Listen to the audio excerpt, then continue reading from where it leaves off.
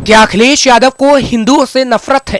रामलला के दर्शन करने से क्यों कतराते हैं अखिलेश? मिल्कीपुर में चुनाव को लेकर अखिलेश यादव ने जमकर चुनाव प्रचार किया, लेकिन रामलला के दर्शन नहीं किए। मौलानाओं के हिमायती और मुसलमानों के मसीहा बताने वाले अखिलेश सियासत के चक्कर में कुछ ऐसा करे जा रहे हैं जिससे वो आगे आने वाले समय में बुरा फंस सकते हैं। नमस्कार, कैपिटल टीवी देख रहे हैं आप। मैं हूं आपके साथ हर्ष भारद्वाज। भारतीय जनता पार्टी के उत्तर प्रदेश अध्यक्ष भूपेंद्र चौधरी ने समाजवादी पार्टी के प्रमुख अखिलेश यादव पर तीखा प्रहार किया है। उन्होंने कहा कि अखिलेश यादव उपचुनाव प्रचार के लिए अयोध्या आए, लेकिन रामलला के दर्शन के लिए उन्हें समय ही नहीं मिला। अयोध्या के इनायत नगर में पत्रकारों से बातचीत में चौधरी ने सपा पर सनातन धर्म विरोधी होने का आरोप लगा डाला। उन्होंने कहा कि मुलायम और अखिलेश की सरकार में अराजकता, गुंडागर्दी और भ्रष्टाचार का बोलबाला था।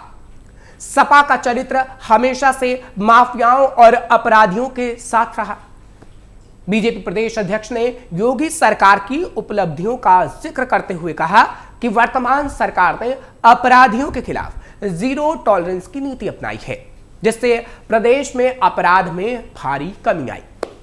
साथ ही उन्होंने कहा कि जहां सपा केवल परिवार और जाति की राजनीति करती है, वहीं बीजेपी 140 करोड़ भारतीयों की विरासत के लिए काम करती है। चौधरी ने अयोध्या के विकास का श्रेय बीजेपी सरकार को दिया। उन्होंने कहा कि 500 वर्षों के संघर्ष के बाद राम मंदिर में प्राण प्रतिष्ठा हुई और अब लाखों श्रद्धालु अयोध्या आ रहे हैं। उनके अनुसार उत्तर प्रदेश अब देश का सबसे बड़ा धार्मिक पर्यटन स्थल बन गया है। देश दुनिया से लोग दर्शन पूजन करने पहुंच रहे हैं, लेकिन यह सब अखिलेश यादव को पसंद नहीं आ रहा है। क्या अखिलेश यादव सनातन विरोधी हैं? उत्तर प्रदेश में मिल्कीपुर चुनाव के कई रंग देखने को मिल रहे हैं। बीजेपी के खिलाफ विपक्ष की रणनीति कई बार बन बिगड़ चुकी है। विपक्ष के लिए मिल्कीपुर में बीजेपी को हराने की जिम्मेदारी के लिए अखिलेश यादव लोगों के बीच वोट मांगने पहुंचे थे, लेकिन अखिलेश यादव ने प्रभु श्री राम के दर्शन नहीं किए, जिससे अखिलेश यादव का एजेंडा एकदम क्लियर था। उन्हें वोटर का आशीर्वाद तो लेना था, वोटर के आगे वो नतमस्तक भी हो गए, लेकिन उन्हें रामलला का आशीर्वाद नहीं चाहिए था। अखिलेश ने बीजेपी पर सवाल उठाए, लेकिन यह नहीं बताया कि वो अयोध्या आकर भी रामलला के दरबार क्यों नहीं जाते। अयोध्या जाकर अखिलेश यादव मंदिर क्यों नहीं जाते? अब अयोध्या जाकर कोई राम मंदिर ना जाए, ये तो वैसे ही है जैसे कोई हरिद्वार जाए और गंगा में डुबकी ना लगाए। लेकिन अखिलेश का कॉन्फिडेंस देखिए, वो राम की नगरी में राम जी को ही इग्नोर कर वोट मांग रहे थे।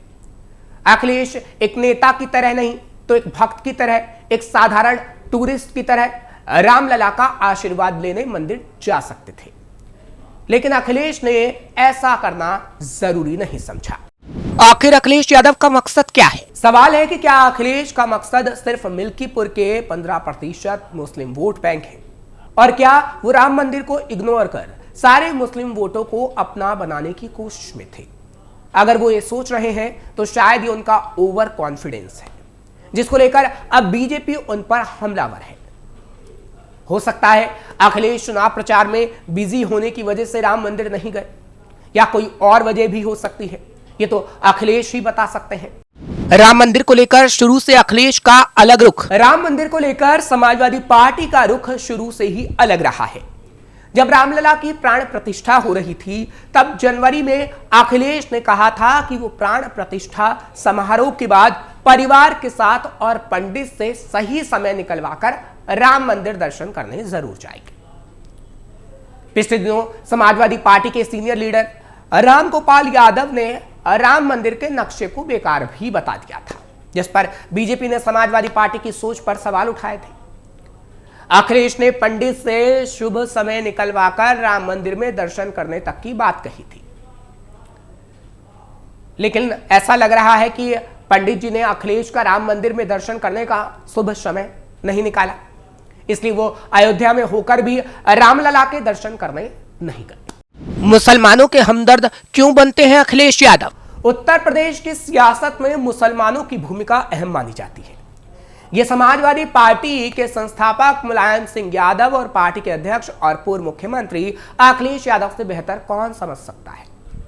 मुस्लिम वोटों के दम पर ही मुलायम सिंह 3 बार और अखिलेश सूबे में सत्ता की कमान को संभाल चुके हैं।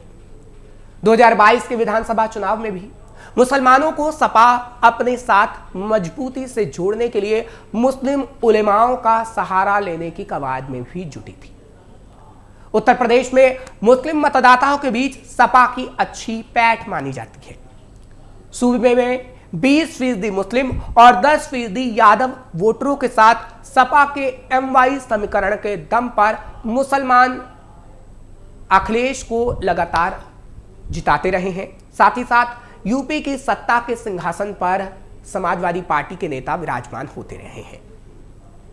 1990 का अयोध्या गोलीकांड और उसके बाद बाबरी विध्वंस के चलते सूबे में जो माहौल बदला, उसमें मुस्लिम वोटों का सबसे ज्यादा फायदा मुलायम सिंह यादव की पार्टी सपा को मिला।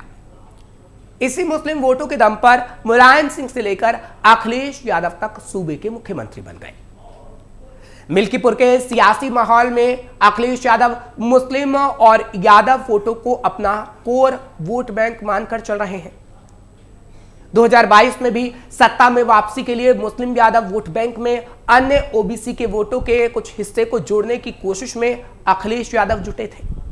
फिलहाल अभी बीजेपी के पास सत्ता होने के चलते जिस तरह का माहौल बना हुआ है, उसमें अभी तक मुस्लिमों के बीच सपा सबसे पहली पसंद मानी जाती है।